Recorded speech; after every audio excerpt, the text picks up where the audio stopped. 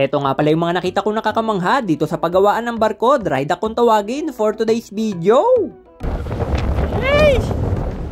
Grabe, may tinatago palang sikreto tong barko namin, sobra palang jumbo. Tara, samahan nyo yung kalbo, let's go!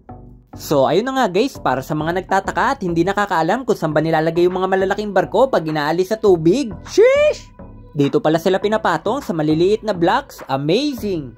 Bago kasi dumating yung barko guys para i-dry dock, inayos na nila yan, tapos lalagyan ng tubig, papasok yung barko, tapos aalisin ulit. Now you know!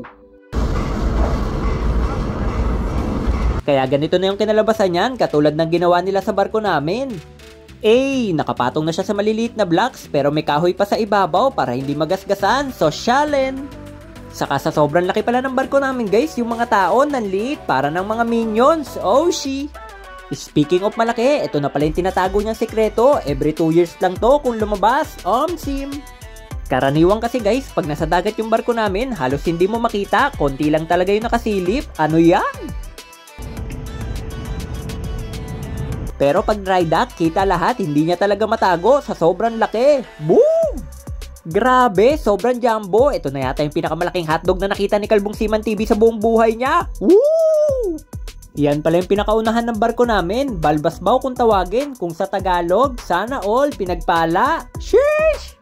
Syempre, hindi na nagdalawang isip yung mga marino, attack, picture na kung saan saan. Sa totoo lang guys, bihira lang din makachempo yung ibang mga seaman ng ganito, kaya dapat lubos-lubusin. Panigurado, pag yan yung nilagay mo sa profile, hahakot talaga ng maraming likes, alright! Shoutout sa isis ko, Ana Camille. Ano pangalan? Ana Camille. Salim Benzino. Kung marami ka nang nakuhang malulupit na picture sa Balbasbaw, pwede ka rin lumipat sa iba. Nandito rin yung kadenang ginto, Anchor, sa Tagalog, ang daming kalawang, angkla. Nagawa nila yung barko namin guys, yun yung angkla oh. Nandyan din yung famous na hélice or propeller, kaso nga lang nakakarton pa, fresh from delivery. Pero meron ako nakitang barko mas matindi, kapitbahay lang namin. Napakaangas par, bumubukas yung harapan. Sheesh! Grabe, first time ko lang din makakita ng ganyan guys, sa harapan yung bukasan. Diyan siguro dumadaan yung kargada niya sa unahan, papasok ng barko, paano na lang pag biglang nagbukas yan sa gitna ng karagatan? Oh no! Tapos itong kabilang kapitbahay namin, talagang tinotally makeover.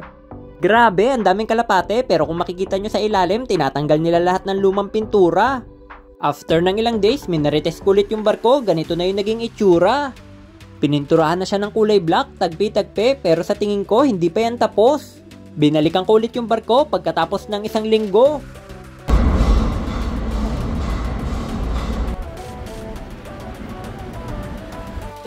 Napakaangas par, meron na siyang gandang hindi inakala. Sheesh!